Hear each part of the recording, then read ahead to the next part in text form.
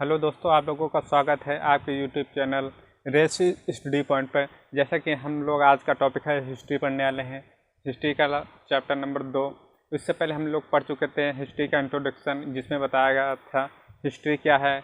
इतिहास में हुए क्रियाकलापों का साथ सहित विवरण हमारा क्या कहलाता है, इतिहास कहलाता है। और इतिहास के हमने पिता देखा था। इतिहास के पिता हमारे कौन है? हेरोडोटस। उनकी एक बुक है जिन्होंने बुक में नेचुरल हिस्टोरिका, जिसमें उन्होंने यूनान और स्पार्टा के बीच के युद्ध का वर्णन किया था, जो हमारा चला 25 अप्रैल 431 बीसी से लेकर 403 बीसी के मध्य हुआ था। 28 साल यूनान स्पार्टा का युद्ध हुआ था, जिसमें कोई भी देश नहीं जीता था। इतिहास के पिता हमारे क्या? हेरोडोटस को किसने? एक रोमन दार्शनिक सिसरो थे, उन्होंने इतिहास का पिता कहा था। उसके आगे हम देखते हैं आज का मानव उत्पत्ति और विकास का आज चैप्टर है।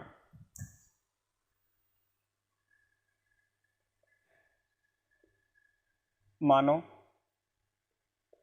उत्पत्ति और विकास।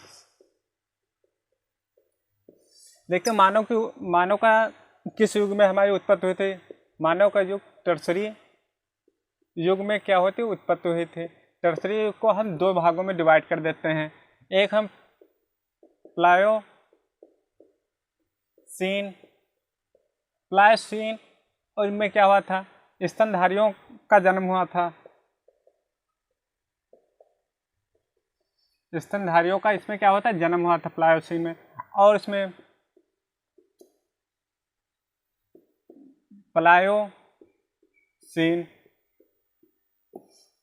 प्लायोसीन में इसमें मानव का जन्म हुआ था।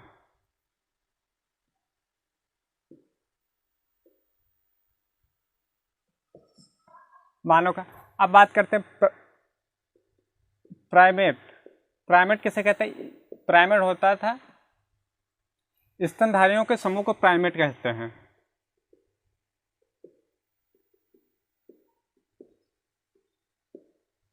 स्तनधारियों के समूह को हम क्या कहते हैं? प्राइमेट कहते हैं। प्राइमेट जैसे कप, वानर, गोरिल्ला,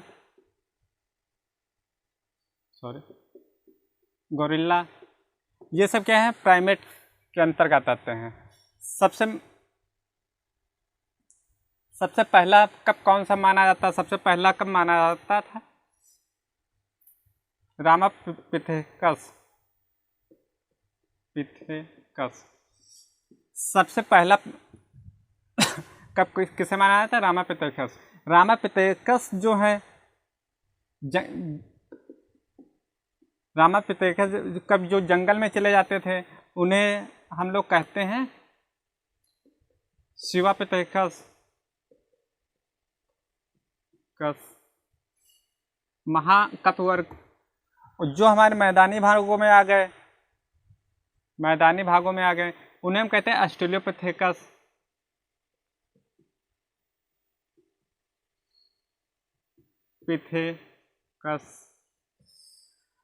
जो रामापिथेकस जो सबसे पहला कब माना जाता है? रामापिथेकस ये हमारे कहाँ पाए गए थे?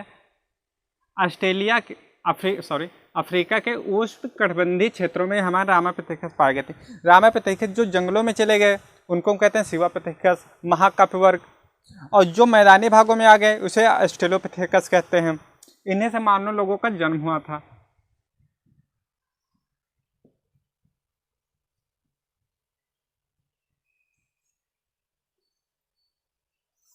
अब बात करते हैं ऑस्ट्रेलियोपिथेकस। ऑस्ट्रेलियोपिथेकस की खोज रेमंड डार्ड ने की थी, 1924 में की थी।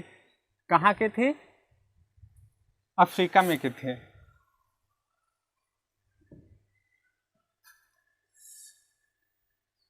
ऑस्ट्रेलियोपिथेकस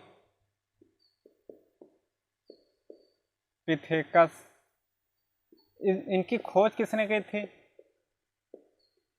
रेमंड डार्ड 1924 में खोज की थी। कहाँ पे? अफ्रीका में। ऑस्ट्रेलियोपिथेकस से मानो उनके बाद क्या हो, होमो हेबिलस, होमो हेबिलस मानव आए। उसके बाद इनकी उत्पत्ति कैसे हुई, इसके बाद हमारी हुई है हीडलबर्ग, हीडलबर्ग मानव आए। हीडलबर्ग मानव हमारे कहाँ रहते हैं, यूरोप में रहते हैं। यूरोप में निवासित करने वाले मानव कौन से, हीडलबर्ग से आए हैं। उसके बाद हमारे कौन से आए, हम हीडलबर्ग हो गए, होमो इरेक्टस। अब बात करते हैं इरेक्टस मानव की, इरेक्टस मानव जो हमारे दो प्रकार से होते हैं। इनमें एक जावा मानव आते हैं। जावा मानव ने अग्नि की खोज की थी, आग की खोज की थी। और इसमें एक जावा और पीकिंग मानव इस समय कहाँ है, चीन में रहते हैं। वो सब कौन से पीकिंग मानव है। जावा मानव ने अग्नि की खोज की थी। होमो इरेक्टस जो है मानव, जो सबसे पहले उन्होंने दो पैरों पर खड़े होकर चलना सीखा है। ये इंपॉर्टेंट क्वेश्चन पूछ देता है, कौन से मानव ने सबसे पहले खड़े होकर चलना सीखा है, तो इरेक्टस मानव ने दो पैरों पर खड़े होकर चलना सीखा। और अग्नि की खोज किसने की थी, जावा मानव ने। अब उसके बाद आते हैं निएंडरथल मानव।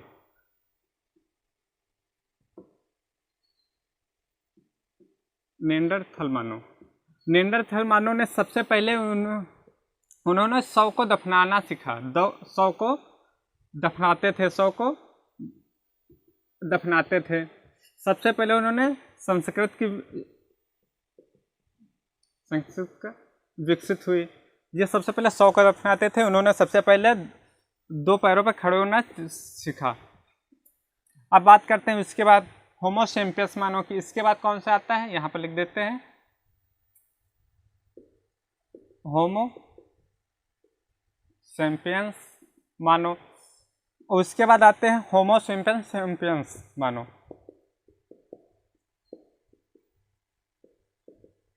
सैपियंस ये क्या है,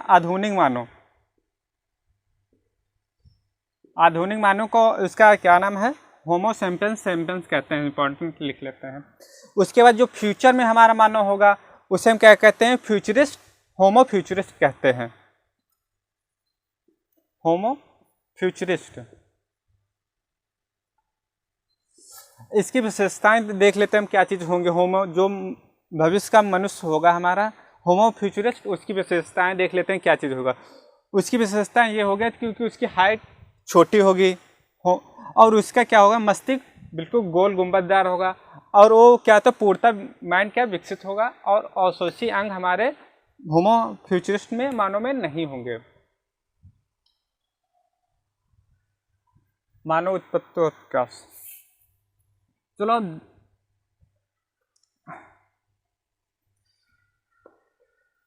ऑस्ट्रेलियोपिथेकस की खोज की थी रेमंड डार्विन ने 1914 में अफ्रीका में की थी। मानव विकास उत्पत्ति,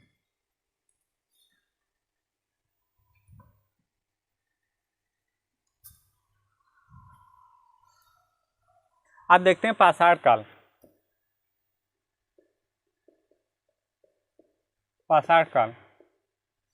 पाषाण का मतलब होता है पत्थर। पाषाण का मतलब होता है पत्थर। इसका मतलब पत्थरों का काल हमारा क्या कहलाता है, पाषाण काल कहलाता है। पत्थरों का काल हमारा क्या कहलाता है, पाषाण काल कहलाता है। पाषाण काल हम देख लेते हैं कितने से कितने के बीच था। ये 5 लाख BC से लेकर 2500 BC के मध्य हमारा क्या कहला रहा है, पाषाण काल। पाषाण काल इतने के बीच। पाषाण काल को हम 3 भागों में डिवाइड करते हैं। नंबर 1 पूरा पाषाण काल, नंबर 2 मध्य पाषाण काल,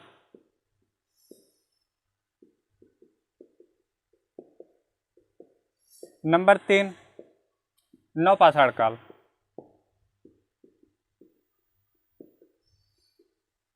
पूरा पाषाण काल को हम भी तीन भागों में फिर से पुनः डिवाइड कर सकते हैं।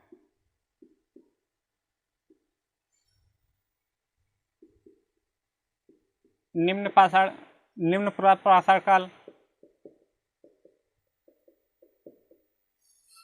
मध्य पुरापाषाण काल और ये उच्च पुरापाषाण काल।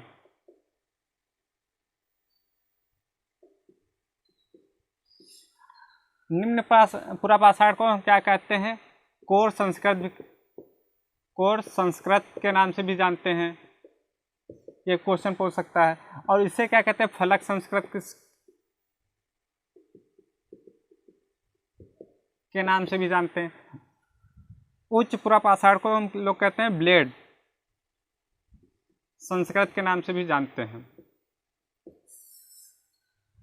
ठीक है, अब बात करते हैं पुरापाषाण काल के बारे में, जो हम लोग पढ़ते हैं।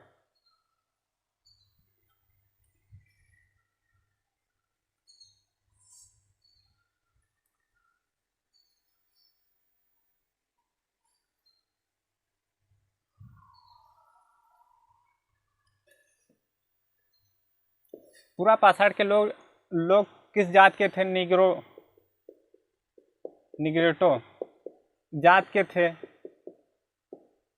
पाषाण काल को हम लोग आर्करेटक और खाद्य संग्राहक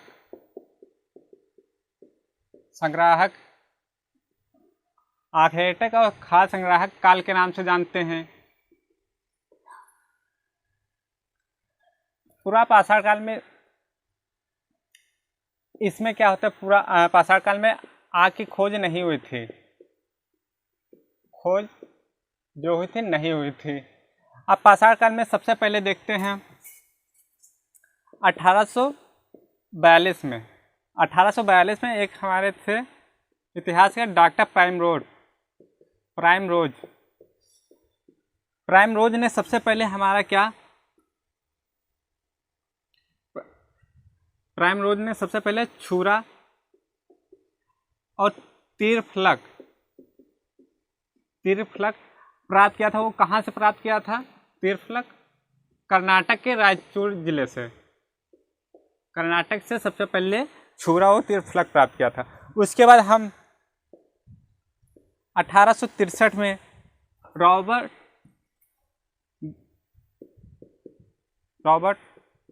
ब्रूस फुट ने मद्रास से उन्होंने हैंड एक्स प्राप्त की, मतलब कुल्हाड़ी प्राप्त की।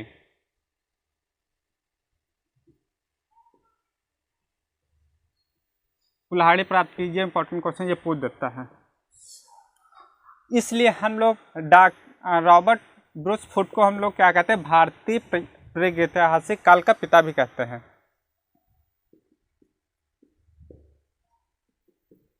ऐतिहासिक काल का पिता भी कहते हैं। 1863 में रॉबर्ट ब्रूस फुट ने मद्रास में हैंड एक्स प्राप्त की थी और इसलिए इन्हें हम क्या कहते हैं? भारतीय प्रागैतिहासिक काल का पिता भी कहते हैं। 1863 में प्राप्त की थी, कहाँ? मद्रास से।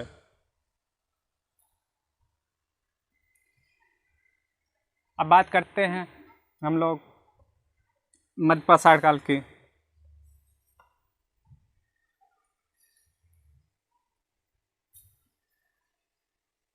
मध्यपाषाण काल में ज़्यादा कुछ हुआ नहीं था। मध्यपाषाण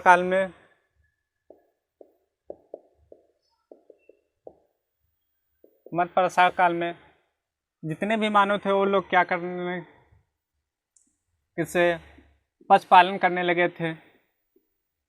सभी लोग पशुपालन, उनका व्यवसाय क्या था? मतलब व्यवसाय कुछ ज़्यादा नहीं था, मतलब यही था, मतलब दूध, अनाज, थोड़ा बहुत ये था। अब बात करते हैं नवपाषाण काल के हम लोग।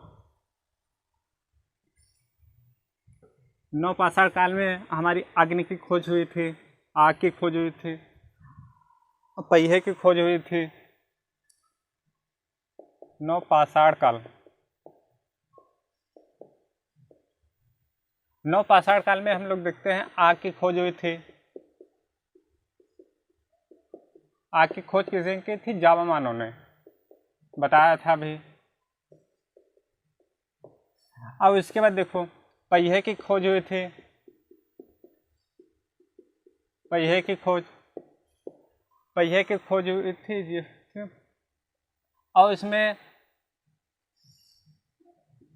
कृषि के साक्ष्य मिलते हैं। कृषि के साक्ष्य कहाँ से मिलते हैं? नवपाषाण के ये होता मेहरगढ़। ये बलूचिस्तान पाकिस्तान में है। और उसके साथ हमें चावल के दाने के भी साक्ष्य मिलते हैं। चावल के दाने ये कहाँ? इलाहाबाद से, यूपी के इलाहाबाद से, कोल्डवा, इलाहाबाद यूपी। इस समय इसका नाम प्रयागराज हो गया है।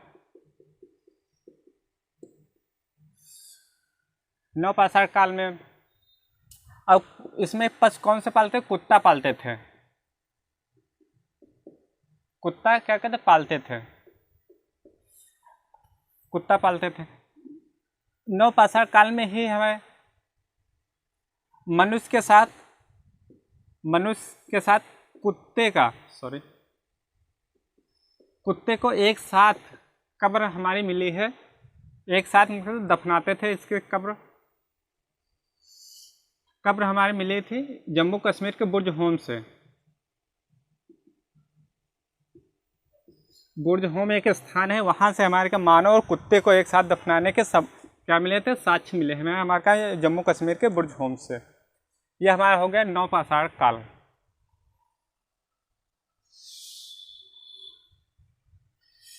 इसी काल में ही हम लोग के वस्त्र पहनते थे। वस्त्र मतलब खाल के, जो मानव की होती है, पशुओं की खाल के वस्त्र बना के पहनते थे। नवपाषाण काल में। अब बात करते हैं, इसी के साथ बात कर लेते हैं ताम्रपाषाण काल की। ताम्रपाषाण काल में देख लेते हैं क्या चीज़। तो सबसे पहले है ताम्रपाषाण काल में तांबे की खोज हुई थी, वो भी लगभग 500 BC वर्ष पहले। और ताम्रपाषाण काल में बहुत सी हमारी क्या थी? संस्कृति विद्यमान थी, जैसे कैथा संस्कृति, आहार संस्कृति, जारवे संस्कृत, ये सब क्या थी? संस्कृति विद्यमान थी। देख लेते हैं ताम्रपाषाण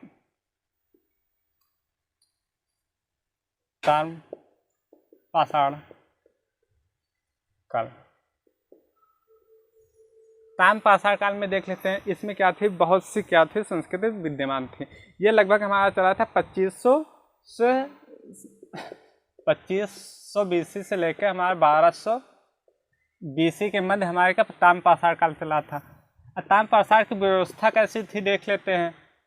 व्यवस्था कैसे थी? ग्रामीण व्यवस्था कैसी थी? ग्रामीण। ताम्रपाषाण में मतलब तांबे की इसमें खोज हो गई थी। तांबे की खोज हुई थी लगभग कितने? आज से 500 BC वर्ष पूर्व, मतलब पूर्व हमारे तांबे की खोज हुई थी ताम्रपाषाण काल में। ताम्रपाषाण में बहुत से हमारी क्या थी? संस्कृत विद्यमान थी। जैसे नंबर 1 मान लेते हैं कैथा संस्कृत।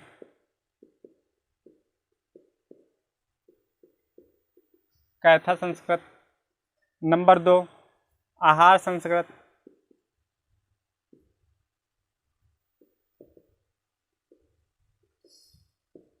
नंबर 3 जारवे संस्कृत।